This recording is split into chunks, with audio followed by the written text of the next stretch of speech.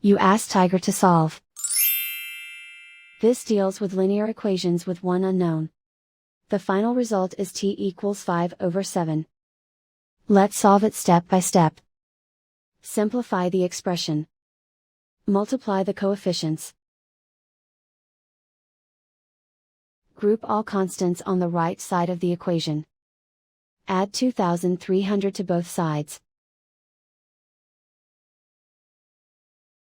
Simplify the arithmetic.